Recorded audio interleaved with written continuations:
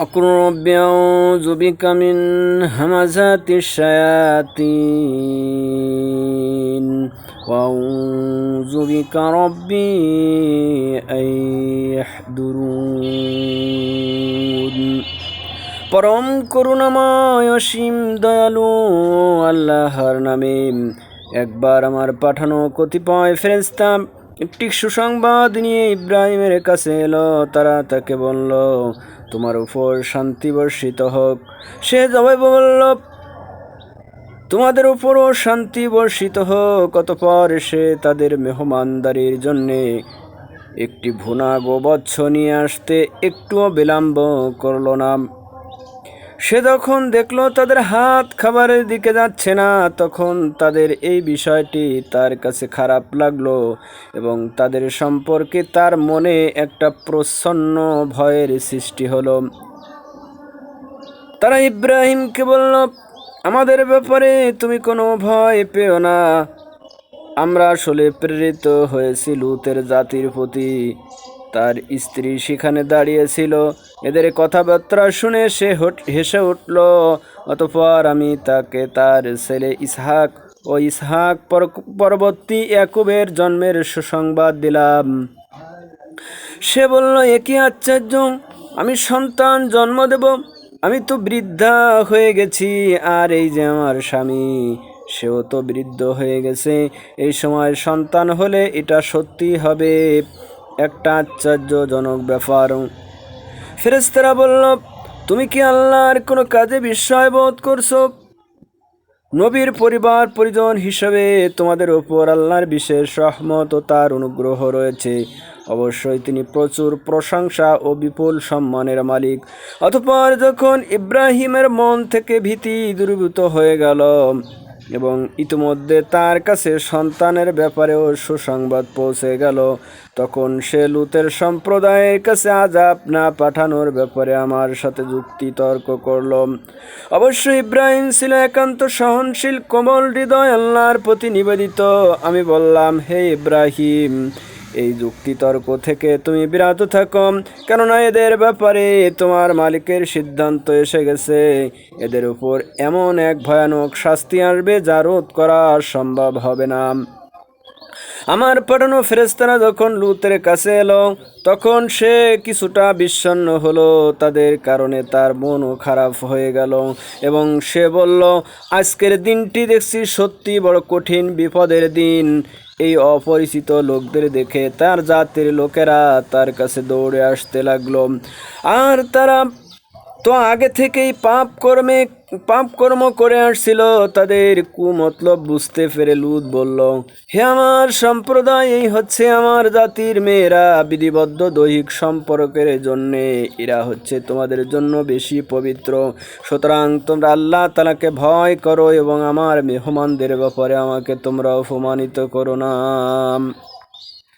তোমাদের মধ্যে এগুলো শোনার মতো একজন ভালো মানুষও কি অবশিষ্ট নেই? তারা বলল, তুমি ভালো করেই জানো তোমার জাতির মেয়েদের আমাদের কোনোই প্রয়োজন নাই। তুমি ঠিকঠাকই জানো আমরা কি চাই। সে বলল, কত ভালো হতো যদি তোমাদের ওপর আমার কোনো ক্ষমতা চলতো, কিংবা যদি আজ আমি কোনো শক্তিশালী স্তম্ভের কাছে আশ্রয় গ্রহণ করতে পারতাম। তারা বলল, হে লূত, তুমি ভেবো না আমরা হচ্ছি তোমাদের মালিকের পাঠানো ফেরেশতা। আমাদের কথা দূরে থাক, এরা কখনো তোমার কাছেও পৌঁছতে পারবে না। তুমি রাতের কোনো এক প্রহরে তোমার পরিবার পরিজন সহ বেরিয়ে পড়ো, তবে তোমাদের কোনো ব্যক্তি যেন যাওয়ার সময় পিছন ফিরে না তাকায়, তোমার স্ত্রী ব্যতীত। কেননা যা কিছু আযাবের তাণ্ডব তাদের ওপর ঘটবে তা তার উপরও ঘটবে। তাদের আযাবের ক্ষণ নির্ধারিত হয়েছে সকালবেলা, আর সকাল কি খুব কাছে নয়। অতঃপর যখন আমার আযাবের নির্ধারিত হুকুম এলো, তখন আমি সেই জনপদগুলো উল্টে দিলাম। তার উপর ক্রমাগত পাকা মাটির পাথর নিক্ষেপ করতে শুরু করলাম। এগুলো অপরাধী ব্যক্তিদের নাম ধাম সহ তোমার মালিকের কাছে চিহ্নিত ছিল। আর গজবের যে স্থানটি তো তোমাদের গজবের স্থানটি তো জালিমদের কাছ থেকে দূরেও নয়। মাদিয়ানবাসীর কাছে পাঠানো হয়েছিল তাদের ভাই শুআয়বকে। সে তাদের বলেছিল, হে আমার জাতি, তোমরা আল্লাহ তাআলার দাসত্ব করো, তিনি ছাড়া তোমাদের আর কোনো মাবুদ নাই। আর সে মাবুদদের নির্দেশ হচ্ছে, তোমরা মাপ ওজনে কখনো কম করো না।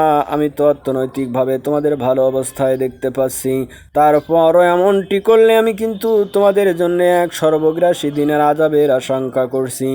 হে আমার জাতি, তোমরা মাপ ওজনের কাজটি ইনসাফের সাথে সম্পন্ন করবে। লোকদের জিনিসপত্র কম দিয়ে তাদের ক্ষতি করো না, আর আল্লাহর জমিনে কখনো বিশৃঙ্খলা সৃষ্টি করো না। যদি তোমরা আল্লাহর উপর বিশ্বাস স্থাপন করে থাকো, তাহলে জেনে রেখো আল্লাহ তাআলা প্রদত্ত যে সম্পদ তোমাদের কাছে অবশিষ্ট থাকবে তাই তোমাদের জন্য উত্তম। আমি কিন্তু তোমাদের উপর পাহারাদার নই। তারা বলল, হে শুআয়ব, তোমার নামাজ কি তোমাকে আদেশ দেয় যে আমরা আমাদের দেবতাদের দাসত্ব ছেড়ে দেব?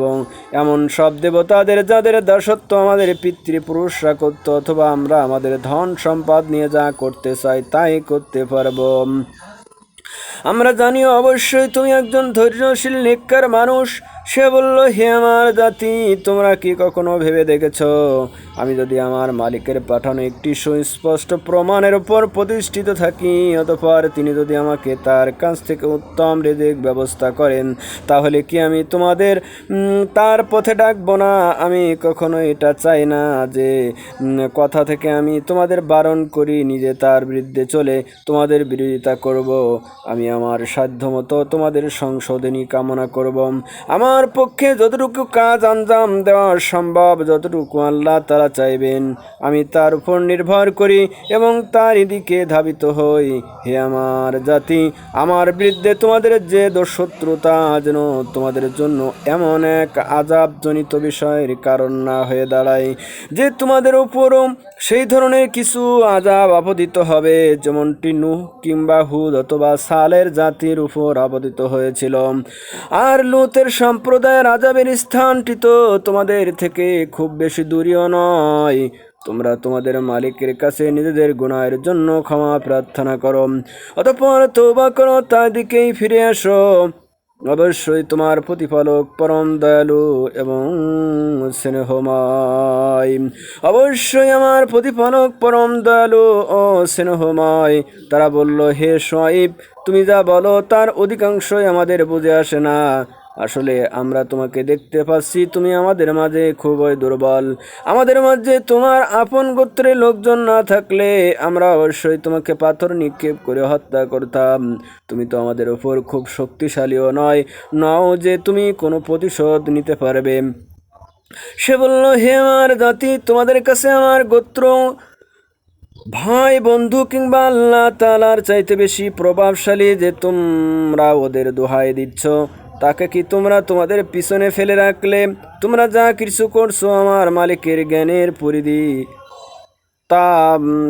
পরিধি দ্বারা তা অবশ্যই পরিবেষ্টিত হয়ে আছে।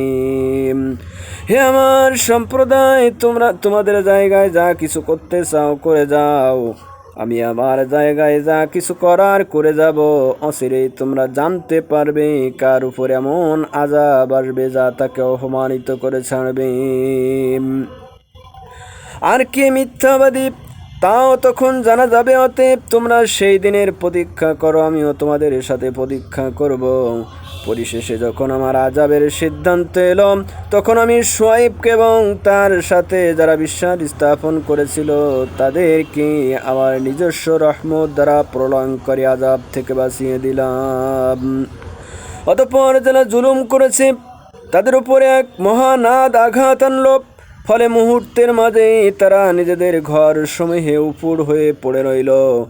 অবস্থা এমন হলো যেন সেখানে কখনো তারা কোনো কিছুই অর্জন করেনি। শুনে রাখো, এই ধ্বংসই ছিল মাদিয়ানবাসীর চূড়ান্ত পরিণাম, ঠিক যেমন পরিণাম হয়েছিল সামুদ জাতির। সুবহান রাব্বিকা রাব্বিল ইজ্জাতি আম্মা ইয়াসিফুন ওয়া সালামুন আলাল মুরসালিন والحمد لله رب العالمين.